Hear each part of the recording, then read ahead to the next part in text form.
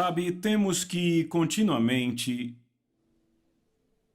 manter a nós mesmos e as nossas mentes focados em um propósito de ministério. Por que estamos fazendo o que estamos fazendo? Por que estamos no ministério?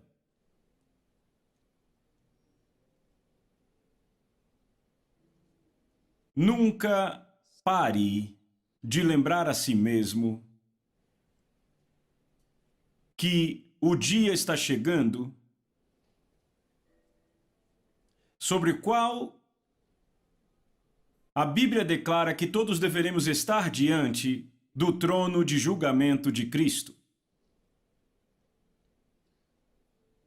De forma que todos vão receber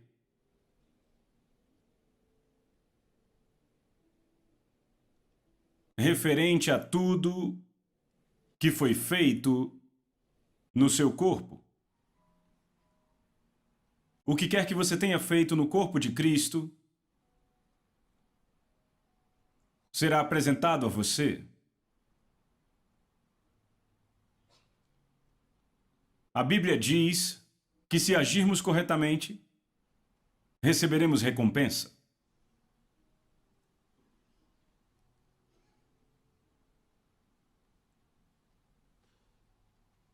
Paulo diz a nós: corram de tal forma que o alcanceis.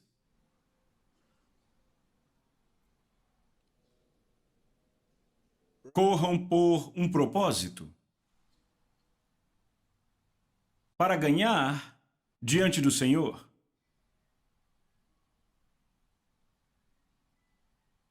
Sempre lembre a você mesmo: este mundo não é o fim. Estamos fazendo isso para um propósito maior.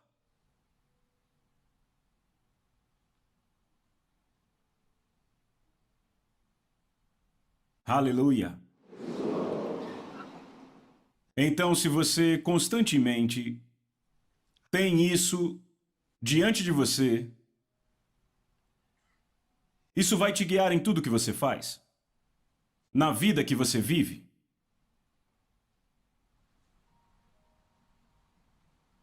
Aleluia! Com isso, eu gostaria de dar as boas-vindas a vocês ao curso de reciclagem pastoral de 2014, o nosso ano de grandeza. Você pode sentar.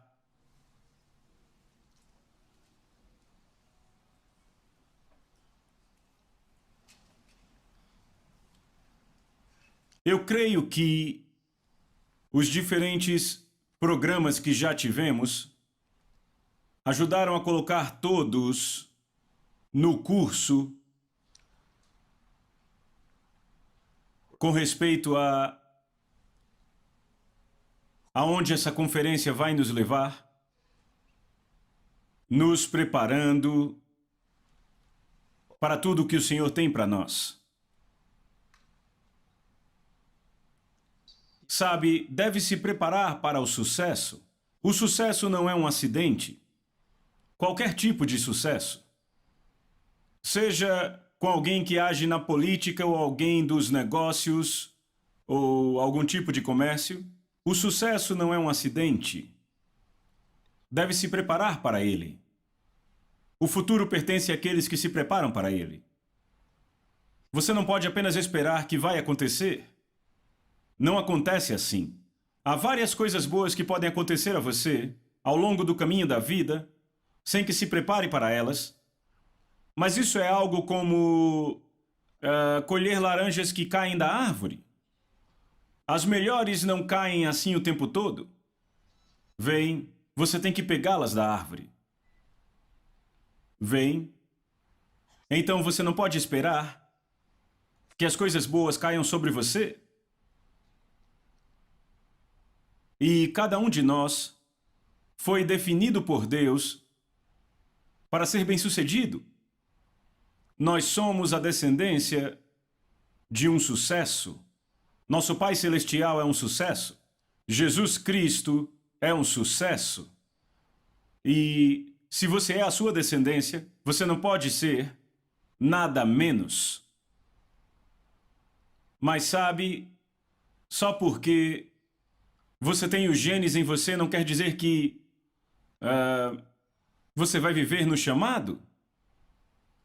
Você tem que fazer algo para isso. Por exemplo, a Bíblia diz que Jesus Cristo morreu por todo o mundo. A obra da salvação foi consumada e se tornou disponível para todos no mundo. Então, como pode ser que algumas pessoas vão para o inferno? Porque não aceitam isso. Não foi culpa de Deus. Não é que a salvação não era adequada. Eles apenas não aceitaram isso. E alguns não ouviram. A Bíblia diz: como ouvirão sem um pregador? Veja, se eles não ouvem, não podem acreditar. Se não acreditam, não podem ser salvos. Veem. Eles têm que ouvir para crer. Eles têm que crer para serem salvos. E a única forma de ouvir é se alguém disser a eles, é o que a Bíblia diz: como ouvirão se não há quem pregue?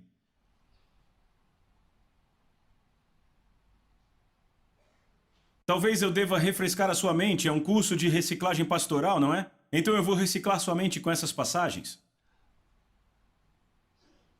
Livro de Romanos, capítulo 10. Vamos ler a partir do verso 17.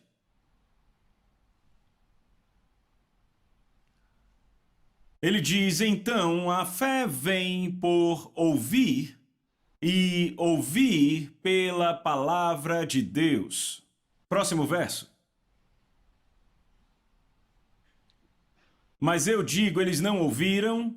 Sim, por certo, o som foi por toda a terra, e as suas palavras até os confins do mundo. Aleluia. Vem. Você pode dizer, eles não ouviram? Mas não é assim que é. É verdade que a fé virá pelo ouvir? Deixa eu mostrar outra parte antes de ir para esta área. Vá para Romanos capítulo 1.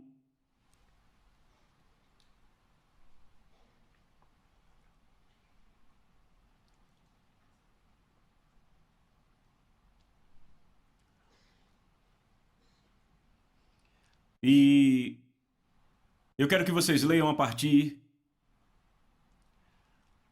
do verso 18 até o verso 21. 2 vão. Pois a ira de Deus é revelada dos céus contra toda injustiça e impiedade dos homens, que detêm a verdade pela injustiça, porque aquilo que de Deus se pode conhecer é manifesto entre eles, pois Deus mostrou a eles. Pois Deus mostrou a eles. Pois as coisas... vá devagar aí. Eu quero que meditem enquanto leem. Veja o que ele diz. Pois as coisas invisíveis dele, desde a criação do mundo, são claramente vistas, sendo entendidas pelas coisas que são feitas, até o seu poder eterno e divindade, de forma que eles são indesculpáveis. Ele está dizendo que o mundo tem testemunho suficiente, desde a criação, sobre a existência de Deus. Ele diz que as coisas visíveis são testemunhas para o invisível. Então eles não têm desculpa. Próximo verso. Porque quando conheceram a Deus, não o glorificaram como Deus, nem foram gratos, mas se tornaram vãs em suas imaginações e seus corações tolos foram escurecidos. É claro, se você continuar lendo, você vai ver outras coisas que ele fala a respeito deles. Glória a Deus. Este é o mundo do impiedoso. Mas volte para o capítulo 10, neste livro de Romanos, capítulo 10. E primeiro vamos voltar para aquele mesmo verso, 17. Porque ele é chave para o que falamos aqui. Ele diz, então a fé vem pelo ouvir, e ouvir pela palavra de Deus. A fé vem pelo ouvir.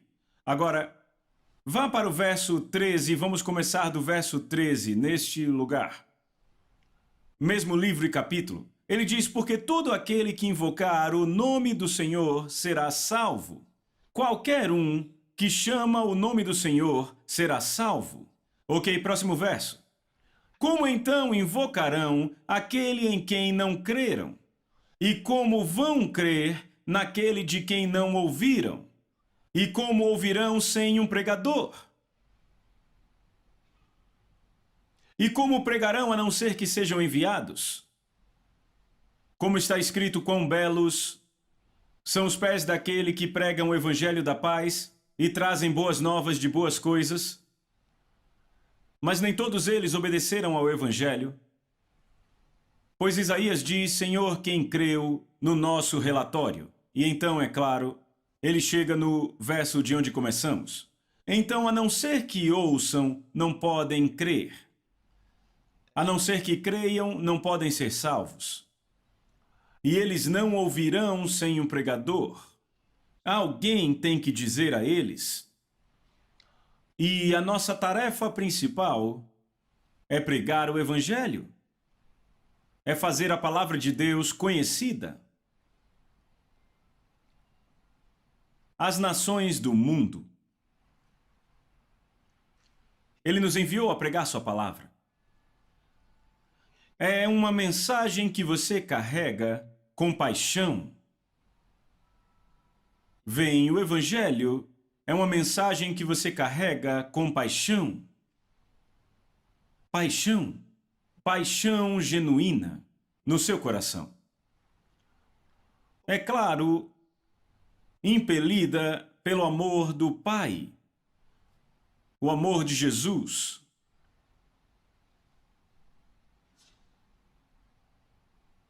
Sabe, um pastor ganhador de almas vai levantar um povo ganhador de almas. Se você não é um ganhador de almas, você não pode criar ganhadores de almas. Nenhuma igreja cresce sem ganhar almas. A chave para o crescimento da igreja é ganhar almas. Sabe, não há duas formas para isso. Se você não ganha almas, a igreja não cresce.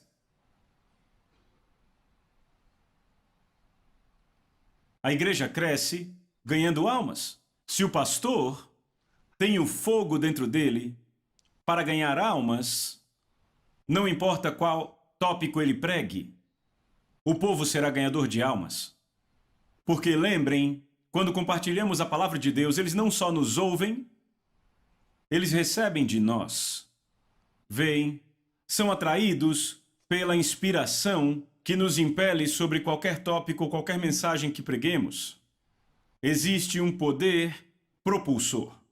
Veem, há uma unção, há uma inspiração do Espírito Santo, nos ajudando a comunicar, seja, como disse, não importa qual o tópico. O Espírito por trás daquele assunto também está sendo comunicado. Não só te ouvem e recebem de você. Vem, então, se você é um ganhador de almas, este fogo produzirá resultados. Então, um pastor ganhador de almas vai produzir uma congregação ganhadora de almas. É por isso que você percebe que algumas igrejas simplesmente continuam crescendo. Quer dizer, a chave é o pastor. E é por isso que os pastores, especialmente o pastor presidente, muitas vezes, à medida que você vai crescendo, você encontra uma necessidade para levantar novas igrejas e enviar pessoas. Você faz isso, você envia alguém para aquela igreja. Nunca envie um vaso que não está disposto.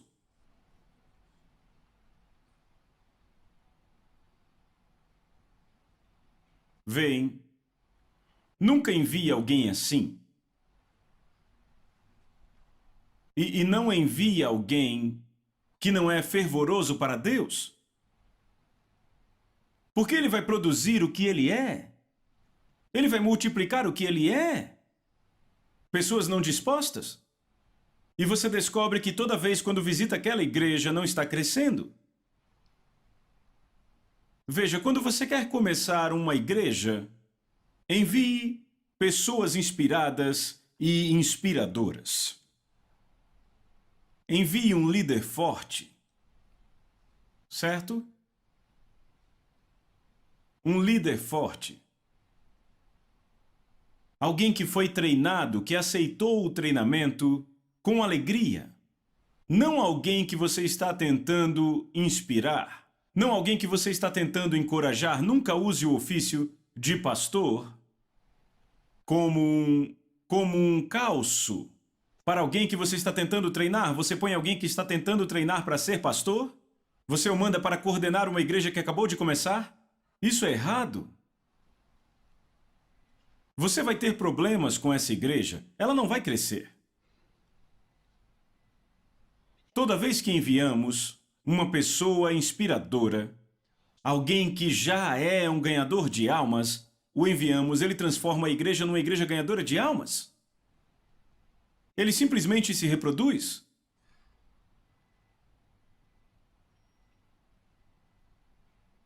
Você tentando começar um grupo de homens ou mulheres na igreja, o homem que não vem à igreja, você o coloca de líder do grupo de homens.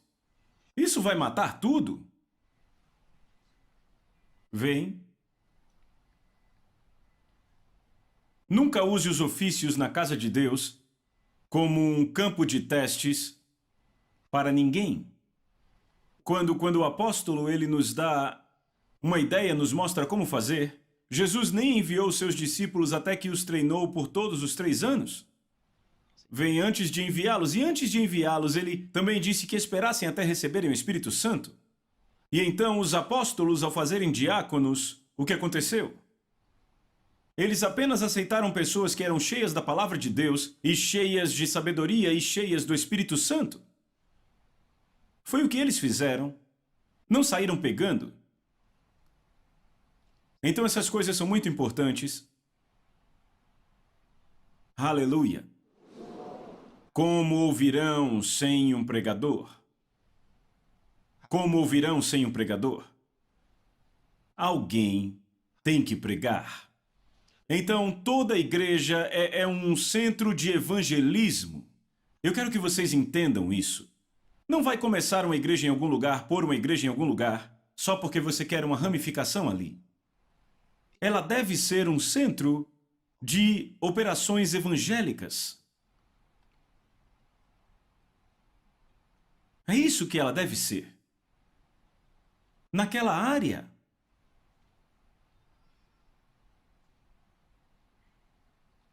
É um escritório de coordenação para operações de evangelismo. Ou podemos dizer operações evangélicas. De fato, tudo tem a ver com evangelismo.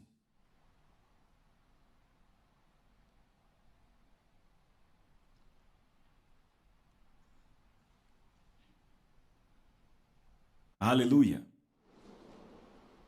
Então, vocês se decidiram a vencer. Então precisam de um time vencedor? Vem, precisam de um time vencedor? E nenhum time vencedor pode vencer sem trabalhar junto. É simples. Você escolhe vencer e aplica os princípios do sucesso. Como eu disse, não é um acidente, não acontece do nada. Você faz acontecer. Aleluia. Você faz o sucesso acontecer. E assim será. Glória a Deus. Ok, então, vocês receberam algo até agora? Isso é apenas um ponto. Eu espero que recebam algo. Certo? Então, vamos falar sobre outro assunto. Você sabia que eu tenho pensado sobre certas coisas, sobre especialmente quando eu considero sabe, esta geração de cristãos que entendem a mensagem da fé e a amam e vivem por ela, andam à luz dela.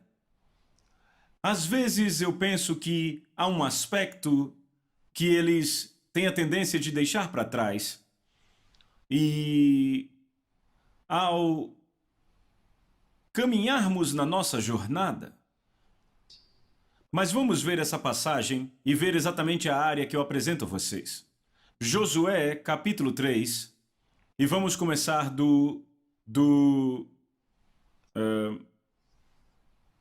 talvez, vamos começar do verso 1, tudo bem? Estão prontos? Ok, comecem. 1, 2, vão. Levantou-se, pois, Josué de madrugada, e tendo ele e todos os filhos de Israel partido de Sitim, vieram até o Jordão e pousaram ali antes que passassem. Próximo verso. E sucedeu que 3 dias depois os oficiais percorreram o acampamento e deram esta ordem ao povo: quando virem a arca da aliança do Senhor, o seu Deus, e os sacerdotes levitas carregando a arca, saiam das posições e sigam-na. Mas mantenham distância de cerca de 900 metros entre vocês e a arca, não se aproximem. Desse modo saberão que caminho seguir, pois vocês nunca passaram por lá. E Josué ordenou ao povo: santifiquem-se, pois amanhã o Senhor fará maravilhas entre vocês. Aleluia! Viram isso? Certo, continuem. E disse aos sacerdotes: levantem a arca da aliança e passem à frente do povo. Eles a levantaram e foram na frente. E o Senhor disse a Josué: hoje começarei a exaltá-lo à vista de todos em Israel, para que saibam como estarei com você, como eu estive com Moisés. Aleluia! E o Senhor disse a Josué: hoje começarei a exaltá-lo à vista de todo Israel, para que saibam que estarei com você, como estive com Moisés. Agora, se vocês lerem na versão A Mensagem... Alguém tem a versão A Mensagem? Ok.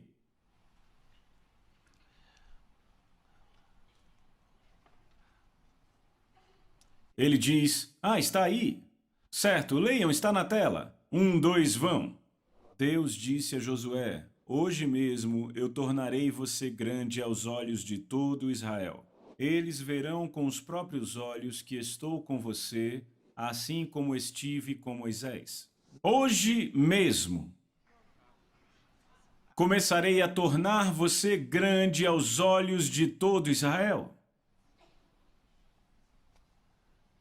Aleluia!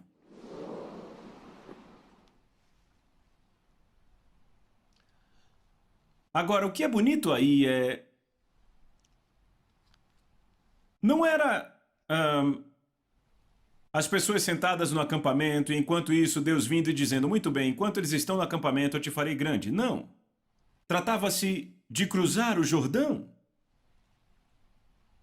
Tratava-se de cruzar o Jordão, havia uma impossibilidade diante deles. E eles terão que fazer isso pelo poder de Deus. Vai ter que haver um milagre. Isso foi enorme. Isso foi grande. Isso vai requerer este milagre de Deus para acontecer. E estavam preparados para isso? E eles irão, a partir daqui, para o território do inimigo. Eles não vão daqui para o palácio. Eles não vão daqui para uma recepção calorosa. Não! Eles vão daqui, cruzando esse mar, na verdade o Rio Jordão, para o território do inimigo. Eles estão indo para a guerra. E Deus quer que o inimigo ouça que eles cruzaram o Jordão. Ele quer que eles ouçam.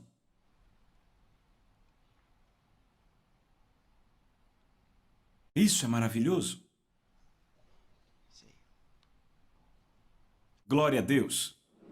Sim. Sabe, às vezes pensamos por que essa igreja não está crescendo. Você fez tudo, alguns dos pastores aqui, você fez tudo que você achava que deveria fazer, usou todas as estratégias e aquela igreja ainda não cresce. E você pensa, o que mais eu devo fazer? Às vezes não estamos olhando para a visão espiritual de um assunto. E eu quero chamar sua atenção para algumas dessas áreas na palavra.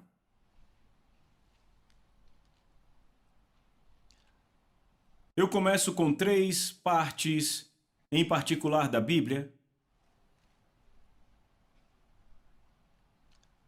A primeira é Efésios capítulo 6. Vamos começar do verso 10. Eu vou ler da versão King James. Ele diz: finalmente, meus irmãos, sejam fortes no Senhor e na força do seu poder. Próximo verso.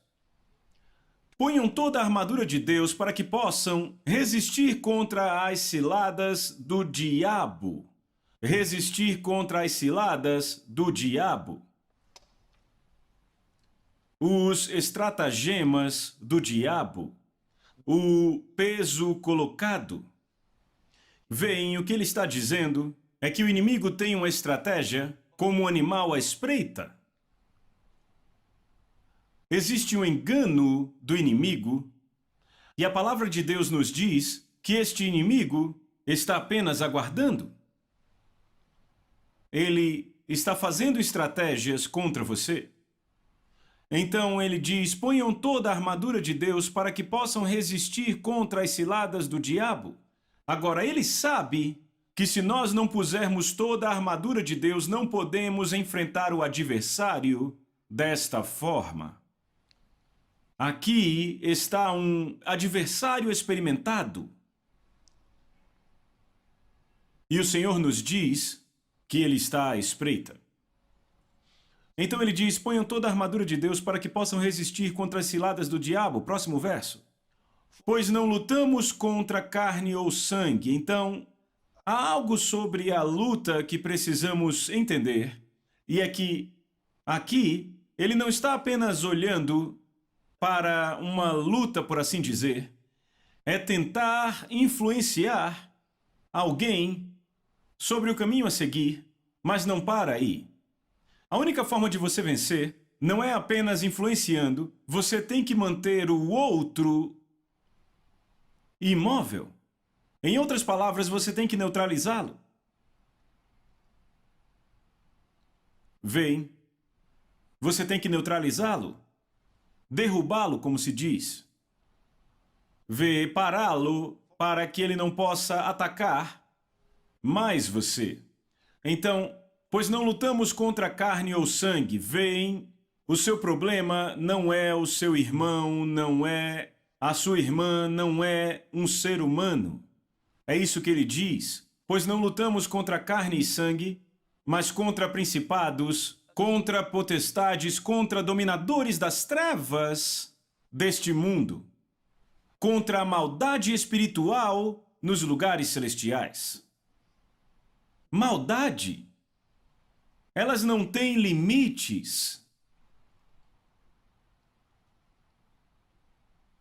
Sem limites na sua maldade.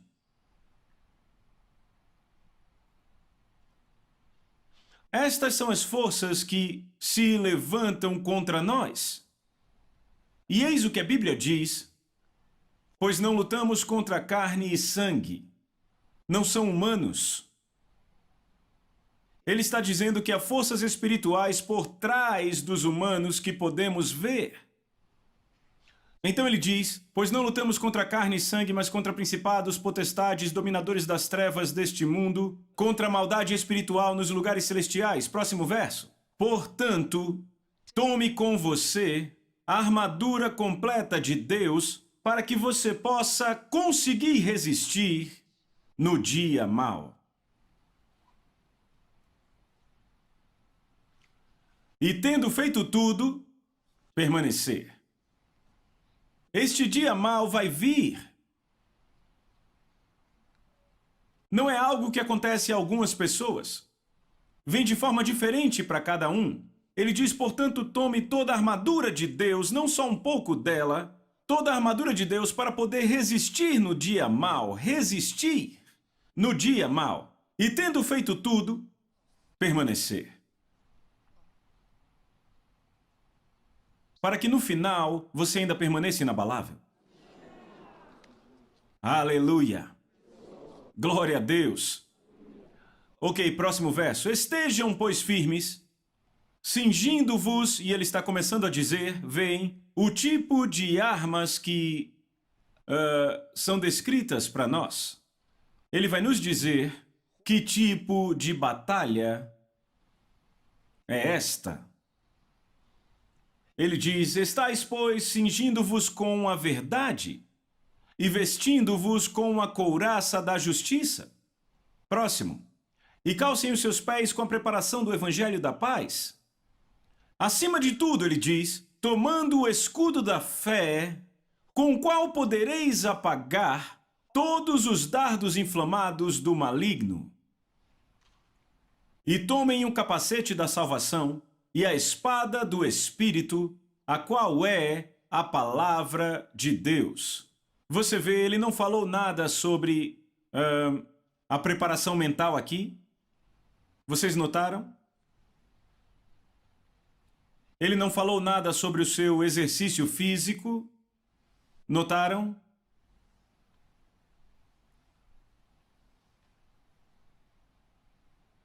Isso não é uma estratégia mental? Não é para você raciocinar sobre isso. Não dá para ser muito esperto. Então isto... Vamos ler de novo. Volte para o verso 15... Não, 14. Estejam, pois, firmes, cingindo-vos com a verdade, não suposições. Verdade, o que Jesus falou sobre a verdade, a tua palavra é verdade. A verdade é a revelação da palavra de Deus, não importa quanto sou esperto, o quão sábio eu penso, sabe? Não são suposições, nem histórias. Estão me ouvindo?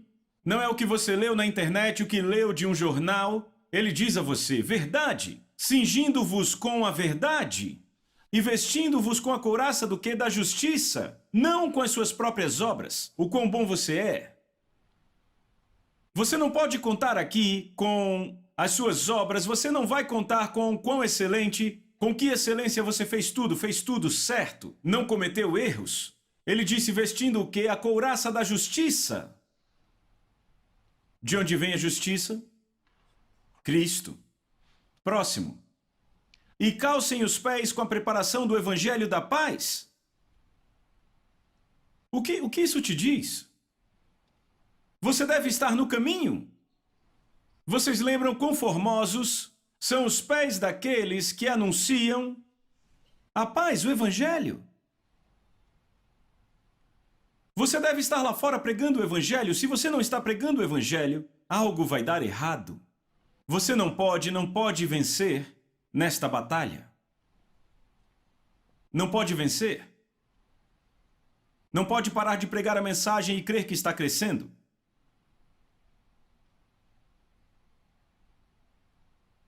Pregar o evangelho é uma das nossas armas.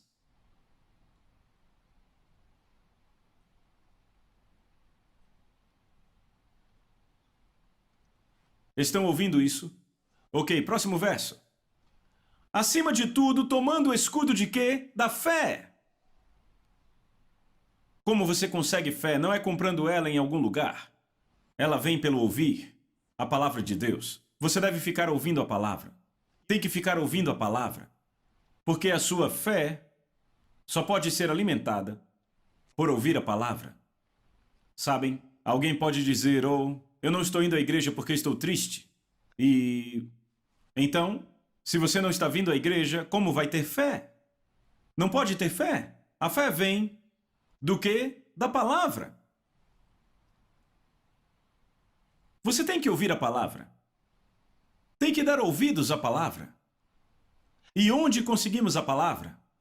Bem, você tem que se expor às áreas que a Bíblia diz que podemos ouvir a palavra. Ele nos disse uma, como as Escrituras. Mas ele não disse que isso era tudo. Então ele nos disse para irmos à casa de Deus, o terreno e pilar da verdade. Devemos ir lá, porque crentes amigos têm um caminho ao ministério. Certo, devemos ir à casa de Deus. Então ele também nos disse que ele escolheu ministros, primeiro apóstolos, depois profetas, depois mestres, depois mais um, entende? Esses ministros do Evangelho que ele trouxe para a casa de Deus para ministrar a nós. Então temos pessoas que vão nos abençoar com a palavra, nos ensinar a palavra, e a fé virá para nós. Existe uma definição, existem fontes definidas da palavra de Deus para todo filho de Deus. E tudo isso que ele nos deu, porque ele diz que ele deu a uns isto e aquilo e aquilo e aquilo. O que foi que Deus deu a você? Tire vantagem disso. Estão acompanhando? Então, ele diz, acima de tudo, tomando o escudo da fé com o qual você poderá apagar todos os dardos inflamados do maligno. Ele está nos dizendo que há dardos inflamados do inimigo. Estas coisas não são físicas, irmãos e irmãs. Ele já nos disse que não lutamos contra carne e sangue, e que essas são personalidades espirituais. Então, se há seres espirituais, seus dardos inflamados definitivamente não são físicos. Também são espirituais. Ok, então esta é uma parte, ainda não acabou. Vá para o próximo verso. E tomem o capacete da salvação, mais uma vez espiritual, e a espada do Espírito, a qual é a palavra de Deus. E então, verso 18. Orando sempre com toda oração e súplica no Espírito e vigiando com toda perseverança e súplica por todos os santos. Notem isso.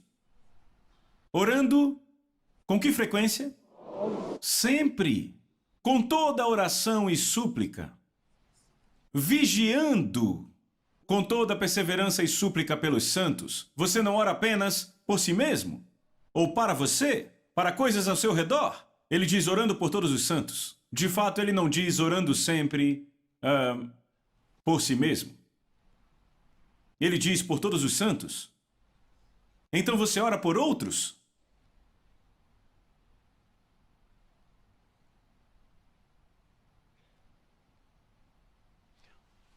Não importa como você está confessando sua fé e declarando a palavra, se você não está fazendo isso, não pode vencer. Ele não disse que alguns de nós lutam contra carne e sangue. Somos todos nós. E ele não disse que não lutamos. Não, ele nos disse contra quem lutamos. E você percebe que isso às vezes acontece com, às vezes até membros da igreja. Você descobre que um membro que costumava ofertar muito já não tem mais nada. Às vezes, eles não estão ouvindo a palavra, ok? E isso, sabe, eu digo às pessoas, parceiros que são doadores, sempre deem ouvidos à palavra. Estejam sempre na casa de Deus, porque quando você dá a Deus, não ache que Ele vai olhar para a sua oferta e dizer, agora tudo bem. Porque você é um doador, não vai ter problemas. Satanás não vai te tocar. Ele não diz isso. Não, você é um candidato para ataques satânicos. Então devemos ouvir a palavra como todos os outros. Então, às vezes, você descobre que os negócios deles estão sendo atacados, as suas finanças podem estar sendo atacadas. Mas o que o pastor fará sobre isso? Você vai e diz para ele semear de novo? E ele semeia? Mas isso não para o ataque? Por quê? Porque ele nos ensinou isso. Não lutamos contra carne e sangue, mas contra principados, potestades, governantes das trevas deste mundo, maldade espiritual nos lugares celestiais. Então ele diz, portanto, eu digo a vocês, Ofertem. É isso que ele diz? Dar é bom. Vai funcionar para você, te dar muitos resultados, mas nem todos os resultados. Você não pode deixar isso fora.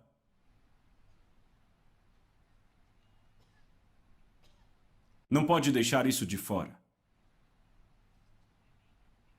Alguns pastores têm que perceber que a igreja tem esta batalha. E os cristãos individualmente têm a mesma batalha.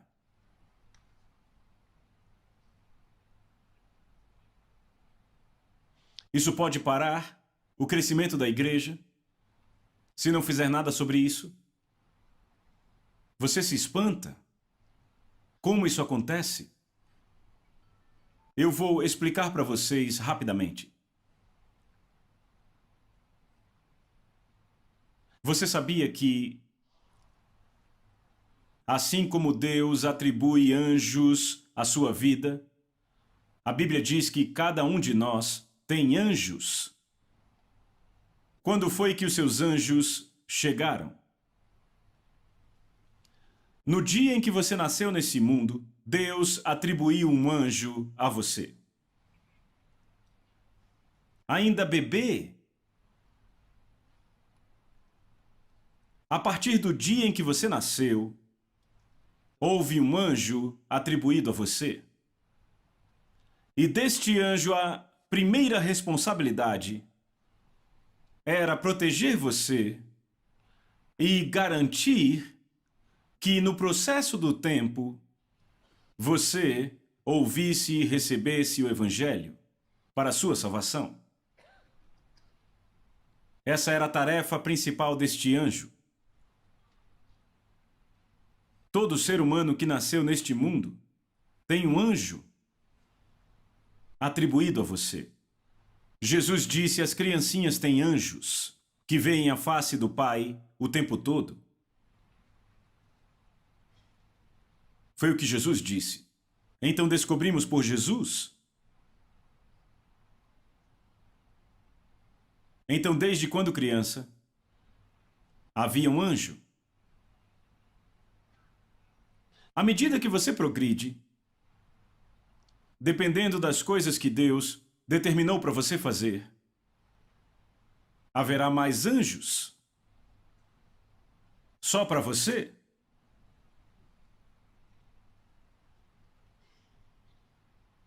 Então, vamos olhar para o outro lado. Satanás também tem demônios atribuídos.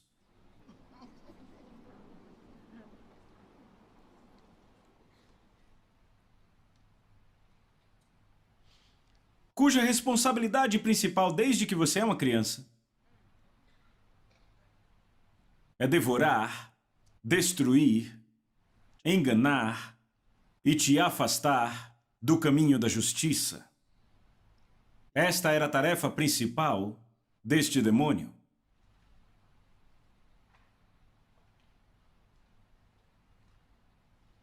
A Bíblia nos conta sobre a mulher prestes a dar à luz a uma criança no livro de Apocalipse. O inimigo, o diabo, estava lá esperando para devorar a criança. Esperando para pegar a criança. Então, desde criança, ela ia dar à luz o menino e aquele diabo estava ali esperando desde o tempo do nascimento. Você acha que era exclusivo daquele? Não. Ele apenas nos mostra o modus operandi de Satanás.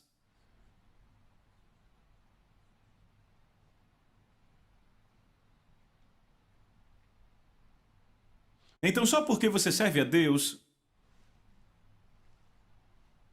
não quer dizer que Satanás está bonzinho com você.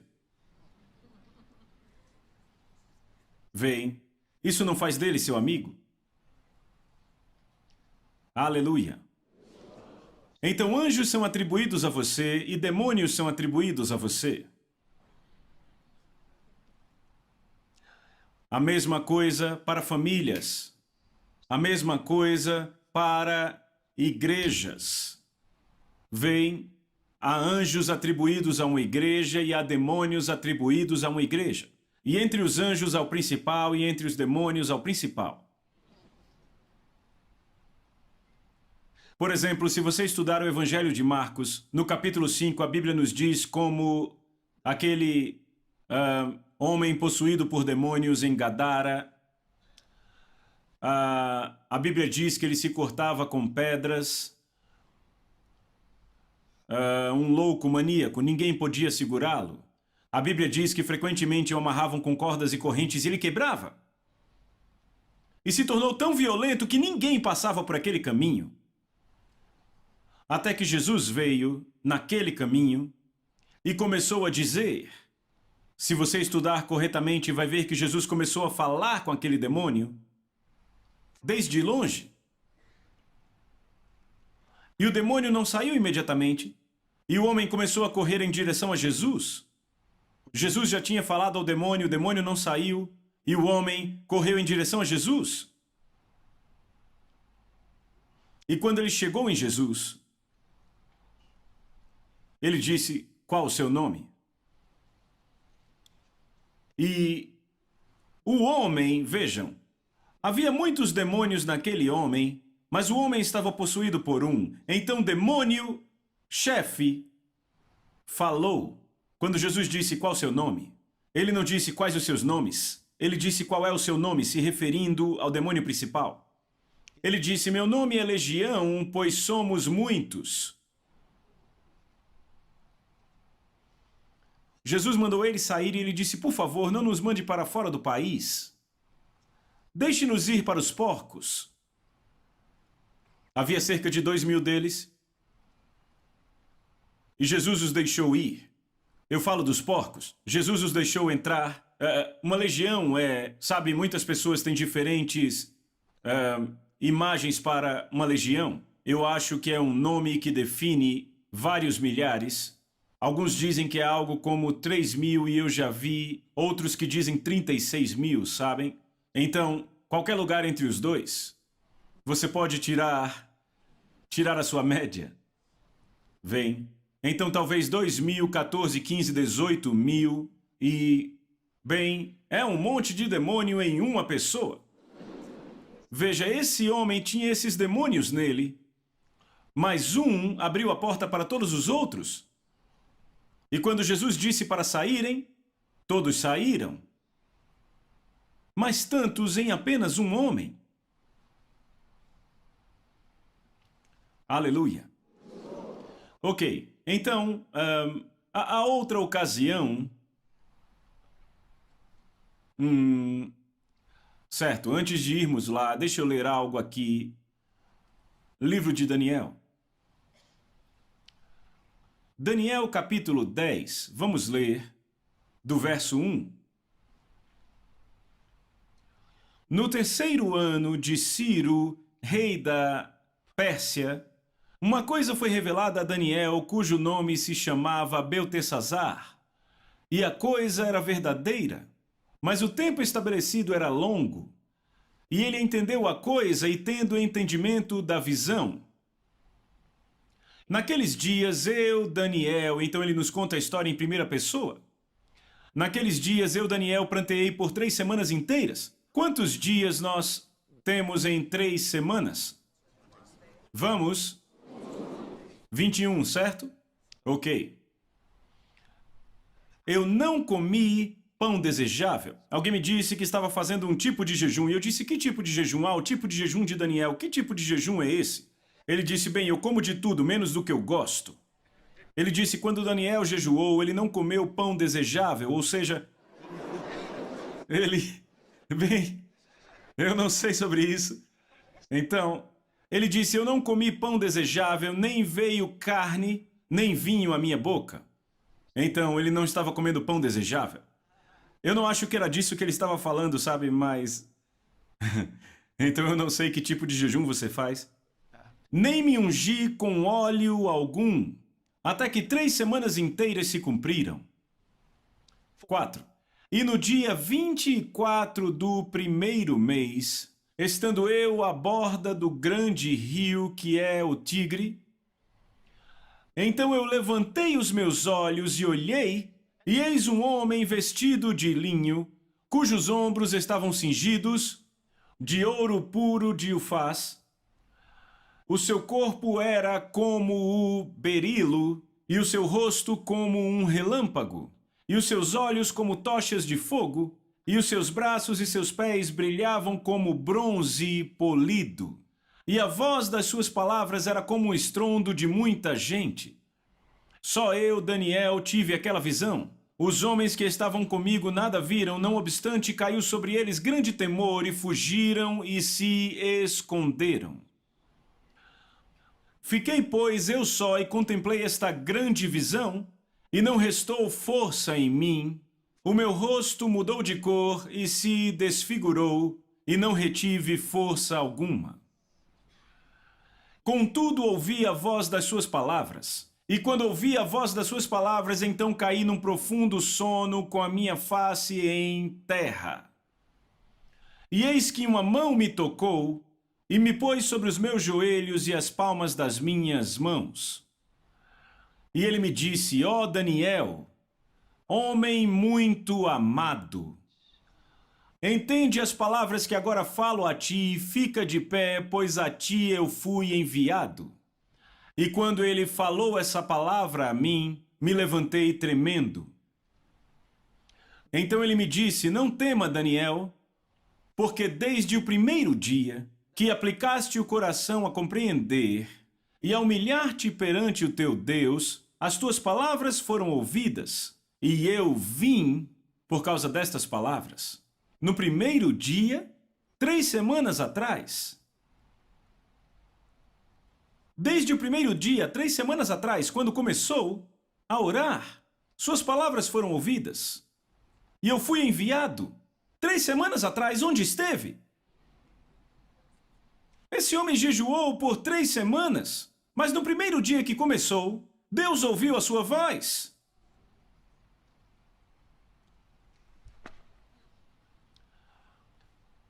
Próximo verso. Ele diz: mas o príncipe do reino da Pérsia me resistiu 21 dias, 21 dias. Porém, Miguel, um dos primeiros príncipes, veio me ajudar, e eu obtive vitória sobre os reis da Pérsia. Eu quero esse versículo na NVI, tem uma palavra que eu quero que vocês vejam. Porque é exatamente o que diz. Ele diz: mas o príncipe do reino da Pérsia me resistiu 21 dias. Então Miguel, um dos príncipes supremos, veio em minha ajuda, pois eu fui impedido. Eu fui impedido de continuar ali com os reis da Pérsia. Eu quero que notem algo. Havia o príncipe da Pérsia e havia o rei da Pérsia. Olhe lá. A versão em português NVI diz reis, mas a versão em inglês diz rei. O príncipe da Pérsia resistiu a ele. E eles o seguraram em detenção com o rei da Pérsia.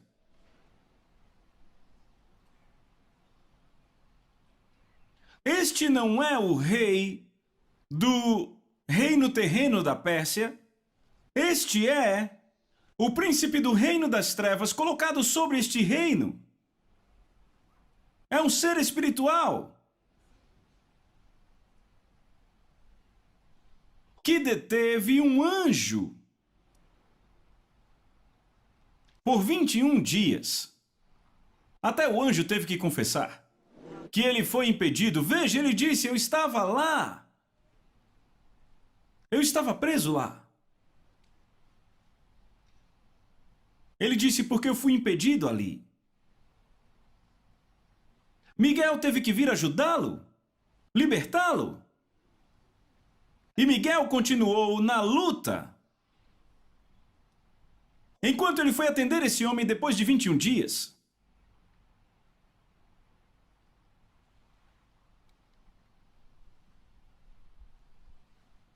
Ele diz: eu fui impedido.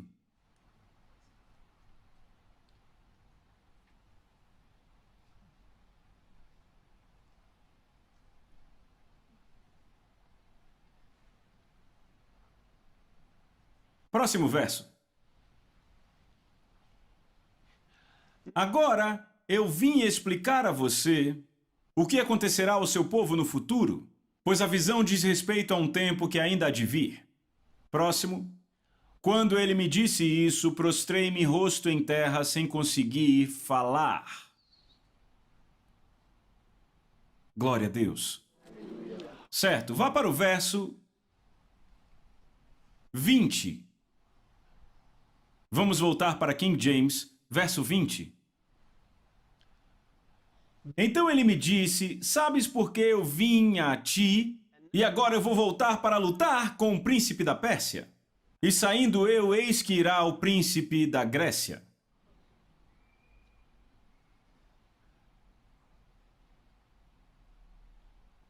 Vocês estão acompanhando? Ele diz a Daniel, eu espero que entendam. Veja, ele entrega a mensagem a Daniel e Daniel diz, certo, entendo. Ele diz, ok, eu vou voltar para a luta. Essa luta começou 21 dias atrás. E ainda está lá. Porque no primeiro dia, que Daniel começou a orar 3 semanas atrás, esse anjo foi enviado. E eles o deteram nas regiões celestiais. E lutaram com ele por 21 dias, até que Miguel veio, libertou ele, permaneceu naquela luta, e agora ele vai voltar para aquela luta.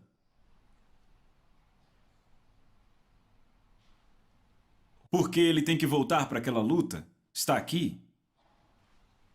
Ele diz, e agora eu vou voltar para lutar com o príncipe da Pérsia.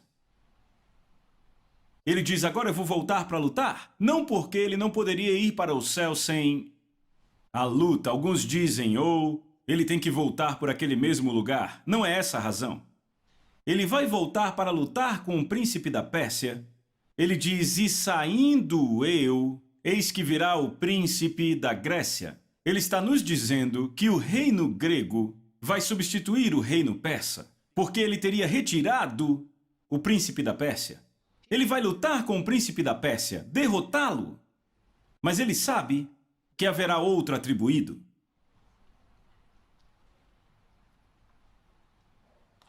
E na verdade, no reino terreno, pouco depois disso, houve a queda do Império Persa.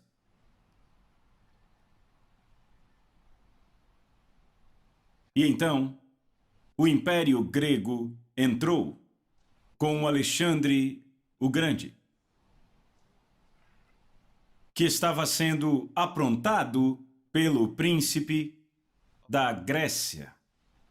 A Grécia, o príncipe da Grécia. Foi esse que trouxe Alexandre o Grande no reino terreno, mas ele estava manipulando as coisas no reino do espírito. E esse jovem Alexandre o Grande derrotou todo o exército que veio na frente dele.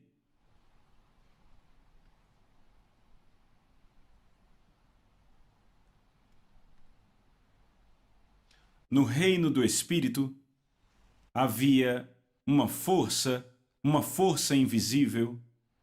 E a Bíblia diz que não lutamos contra carne e sangue, mas contra principados, potestades, governadores das trevas deste mundo. Ele chama dominadores.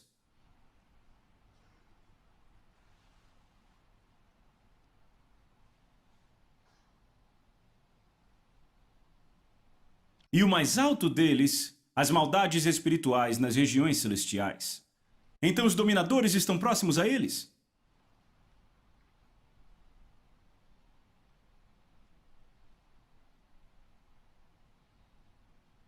Aleluia. Então, sabe, isso foi antes de Jesus vir. Quando Jesus veio, ele também teve que batalhar com essas forças das trevas. Ele teve que fazer. Ele teve que lutar com estas forças das trevas. E a Bíblia nos diz que Jesus os derrotou. E então ele diz: toda a autoridade é dada a mim no céu e na terra. Aleluia! Não apenas na terra, mas ele diz: no céu e na terra, toda a autoridade.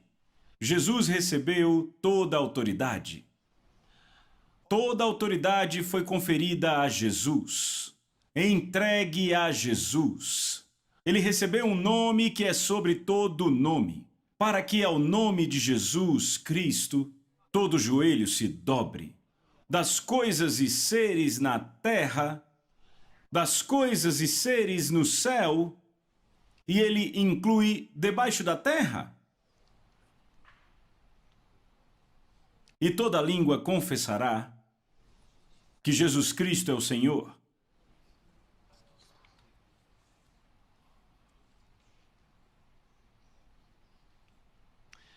Então, se isso é verdade, vamos ver algo. 2 Coríntios capítulo 10, vamos começar no verso 3. Às vezes você encontra uma onda de doença em certos lugares, certas localidades. E então os pastores têm que estar sensíveis. Se você orar no Espírito, você conseguirá discernir certas coisas. Mas se você não ora, não vai discerni-las. Não vai discernir.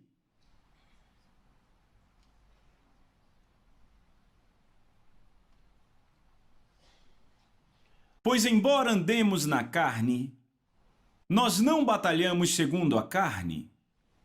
Próximo. Pois as armas da nossa batalha não são carnais. Notaram? Pois as armas da nossa batalha, ele diz que é uma batalha. Ele não diz que a batalha acabou, ele diz há uma batalha. Pois as armas da nossa batalha.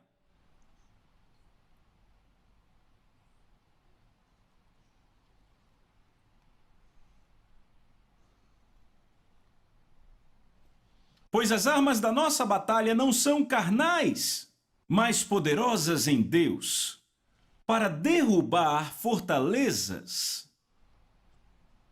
Fortalezas. Lançando fora imaginações. Aleluia. E toda coisa alta que se exalte contra o conhecimento de Deus, e trazendo cativo todo o pensamento à obediência de Cristo.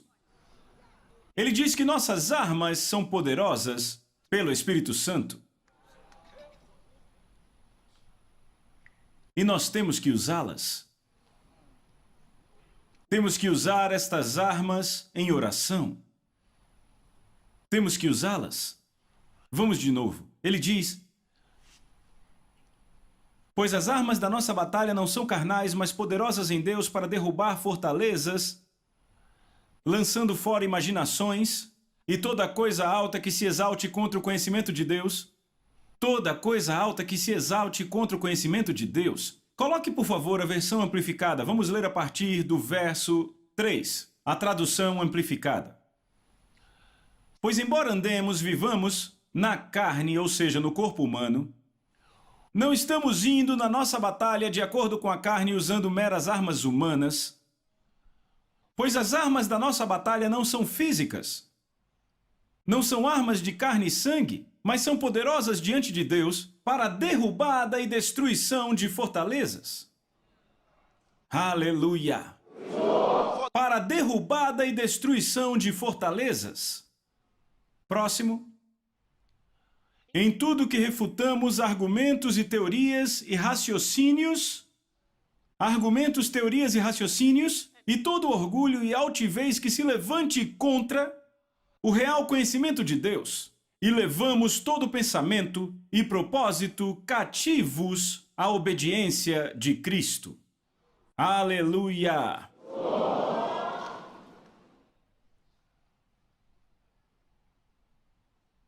Então temos armas para esta batalha.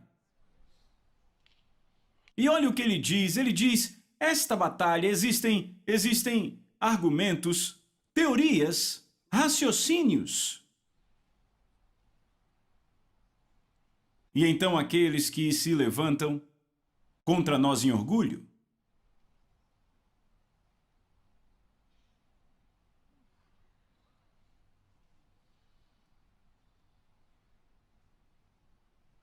Então ele está nos mostrando as diferentes formas com as quais Satanás trabalha contra nós.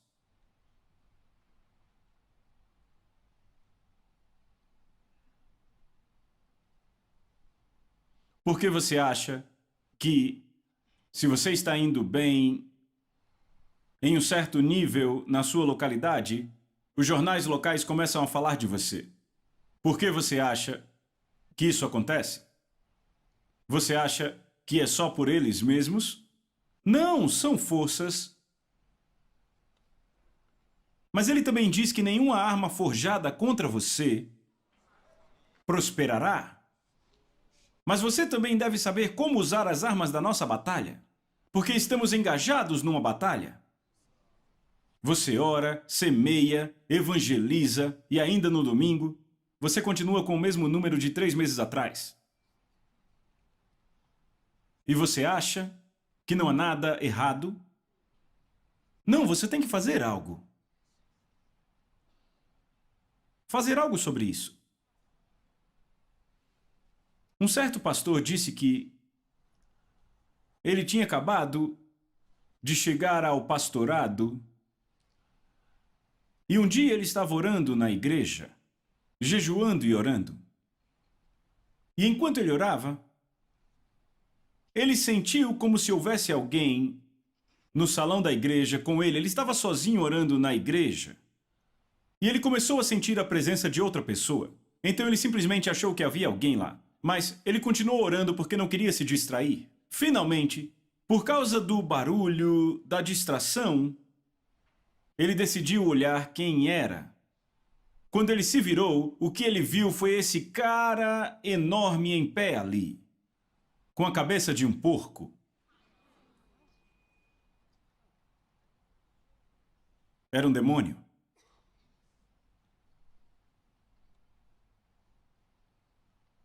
E ele disse que ele era responsável por alguns naquela congregação e que não ia embora. E isso é real. Não é uma história inventada. Eu expulso demônios, eu sei o que eu estou falando. Eu lido com muitas dessas coisas. Ele disse que não ia. Ele é que era responsável por distrair um certo grupo de pessoas na igreja. Toda vez que o pastor ministrava. Foi o que ele disse, não ia embora. O pastor disse em nome de Jesus Cristo: você vai embora e não vai voltar a essa igreja. E ordenou que ele fosse embora. E ele foi. E adivinhem, naquela mesma semana, um avivamento estourou na igreja.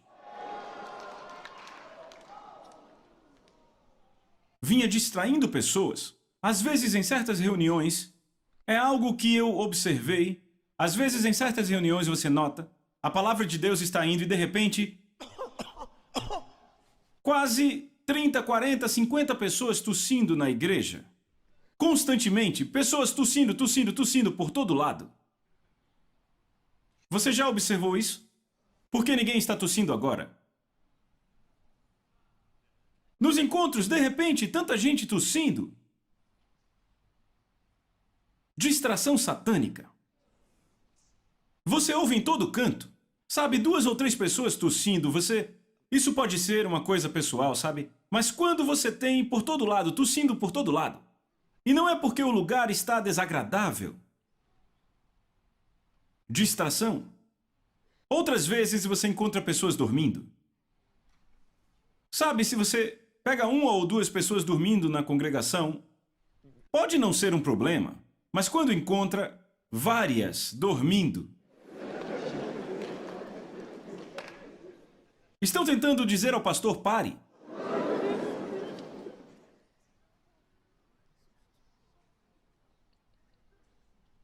Então há aqueles infelizes em ofertar. O pastor diz: é hora da oferta. Eles não querem dar. Todos dando um pouco, por menor que seja. O pastor acha que a entrada vai ser grande hoje. vai ver não há quase nada. Ele acha que alguém roubou a oferta. Ninguém roubou. Aqueles demônios estavam agindo naquela igreja. Mas até que o pastor jejue, ele tem que jejuar e orar. Ele deve jejuar. Ele deve jejuar e orar, porque há tipos diferentes de demônios. E você não sabe qual é esse. E Jesus disse que há demônios que não vão sair a não ser por oração e jejum.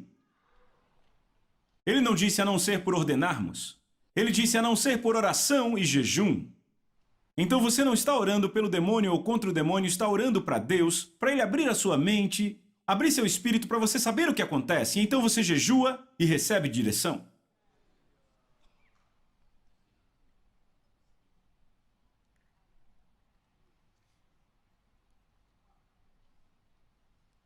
O mesmo acontece com pessoas nos seus negócios, por isso você tem que orar pelos membros da sua igreja, porque alguns deles não têm este conhecimento ou esse entendimento sobre estas coisas. E você não pode só pregar, não é suficiente. Você também tem que fazer algo sobre isso. Porque pense nisso, há muitos membros na igreja que são bebês. Sabe, muitos mesmo salvos não crescem da noite para o dia só porque você fala. Leva tempo para desenvolver algumas coisas.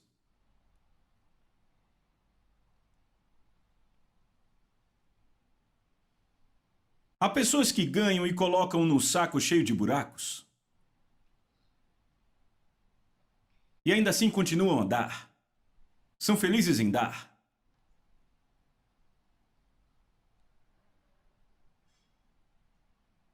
Então, você tem que aprender a tomar uma posição para com os membros da igreja.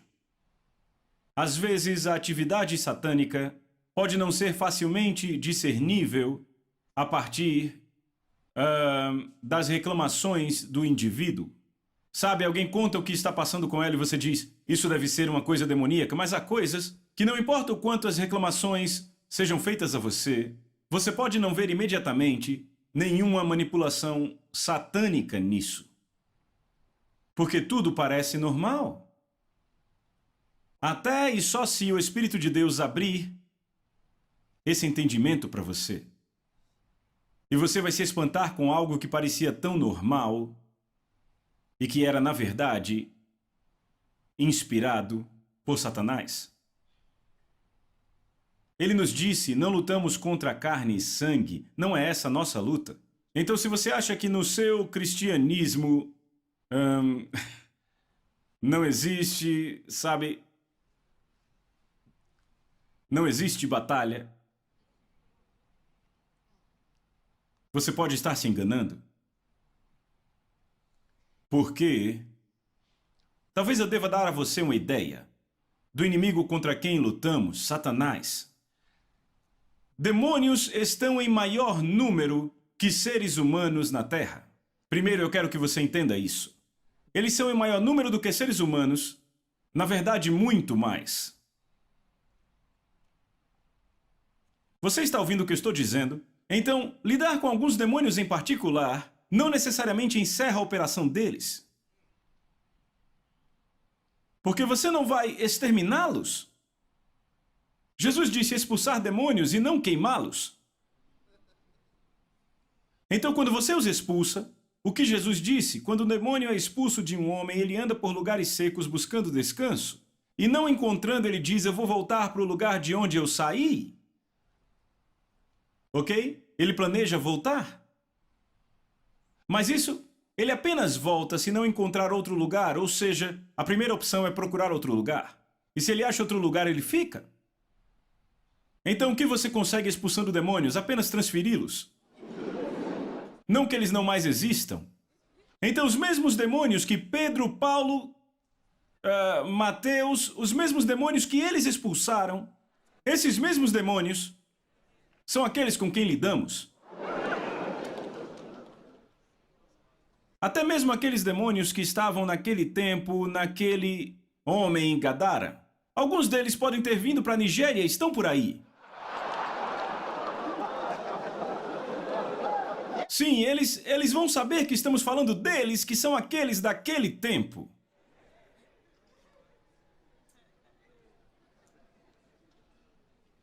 Então estamos lidando exatamente com os mesmos demônios deste mundo, não são novos. Não nascem mais, então não há uma nova geração de demônios. Não há uma nova geração de demônios. Eles são os mesmos. Eles não se reproduzem.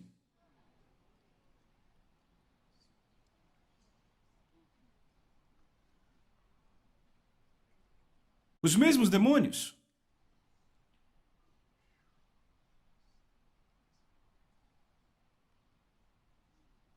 Eles frustram pessoas, frustram indivíduos, eles frustram negócios, eles... Sabe, há um monte de coisa que eles podem fazer. Mas a nós foi dada a autoridade em o nome de Jesus Cristo para lidar com eles. Na verdade, podemos impedir a sua atividade. A questão é se faremos ou não. Se vamos fazer ou não, ou se vamos pensar, eles não estão lá. Se pensarmos que eles não estão lá, isso não vai levá-los.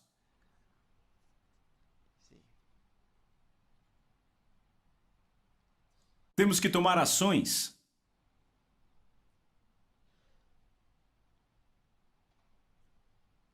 Eu quero olhar desse lado das coisas, porque quando as coisas não estão indo bem, você pode começar a buscar opções como você fez isso, está confessando a palavra certa, você estava proclamando, você estava dando, você fez isso, procuramos todas essas culpas, ou onde talvez alguém não fez o que deveria ter feito.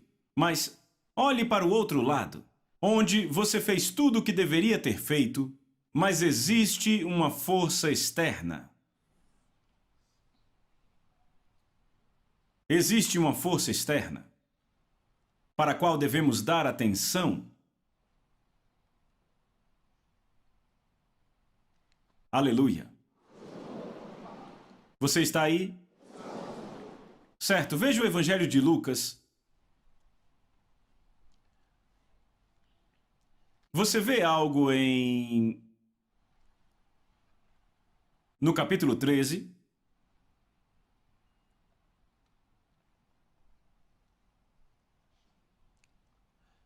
Vamos começar com o verso 10. Lucas capítulo 13, verso 10.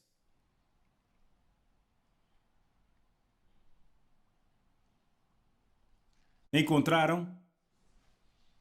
E ele estava ensinando em uma das sinagogas no sábado.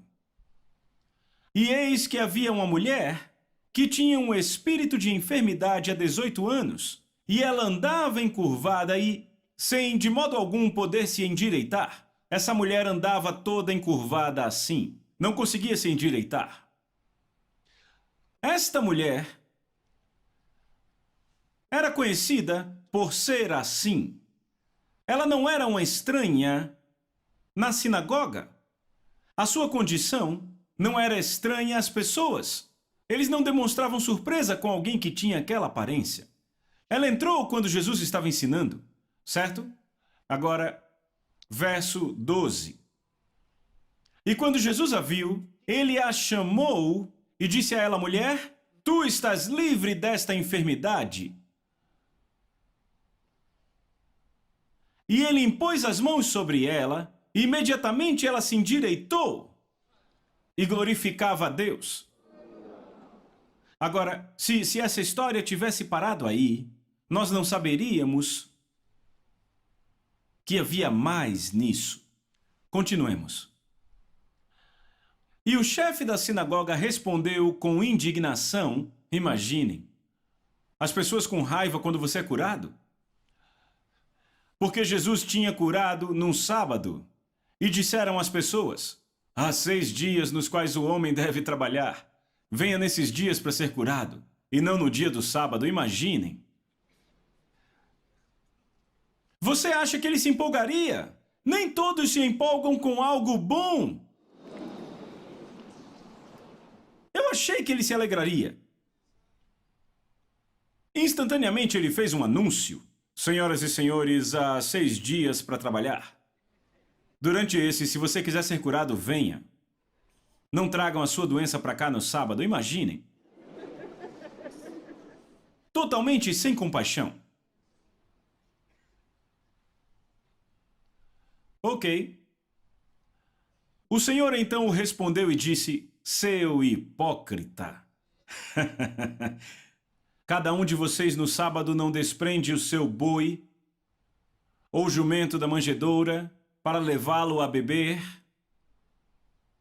E não deve essa mulher, sendo filha de Abraão, a quem Satanás trazia presa há 18 anos, ser liberta deste cativeiro no sábado? Ela estava nessa condição há 18 anos. E agora ela se endireitou e não há empolgação na igreja.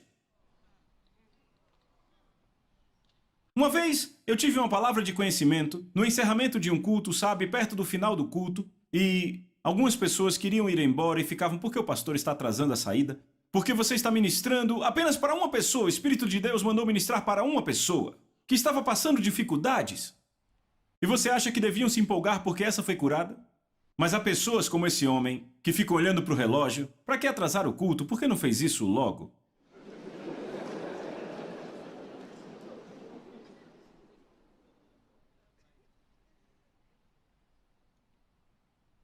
Porque nunca se encontraram numa posição difícil. Nunca.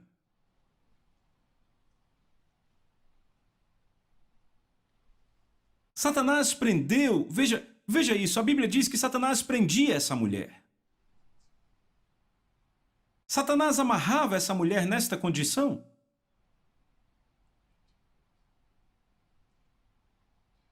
Sabe, a minha primeira experiência expulsando um demônio eu nunca vou esquecer. E aquele demônio deixou aquele jovem amarrado. Sabem? Eu tinha expulsado vários deles, talvez uns 9, coisa assim. E esse último demônio em particular, o rapaz no chão, eu expulsando os demônios dele, depois que se foram, ele disse: eles amarraram minhas pernas. Eu disse: levante. Ele disse: eu não consigo. Não conseguia levantar nem andar. Eles o amarraram. Imagine se o deixássemos assim. Talvez não andasse de novo. Ele era o único que podia ver, que podia sentir como se estivesse amarrado, porque ele usou o termo: eles amarraram minhas pernas. Eu disse: levante. Ele disse: eu não consigo. Amarraram minhas pernas. Imagine se alguém dissesse a você que suas pernas foram amarradas, você olhasse e não visse cordas. E achar que era um bêbado. Sabe, esse cara fica vendo as pernas dele amarradas, sabe? Mas amarraram as pernas dele.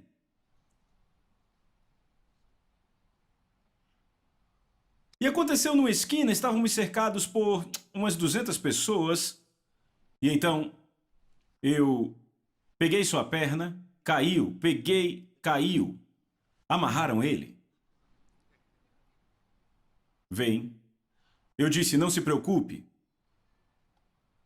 Eu li outra passagem para que todos ouvissem. E eu disse: eu vou usar essa passagem agora. E ele será livre. E é por isso que eu acho que eu devo parar essa noite, porque o tempo acabou. Sim. Eu continuo amanhã. Fale com o Senhor agora.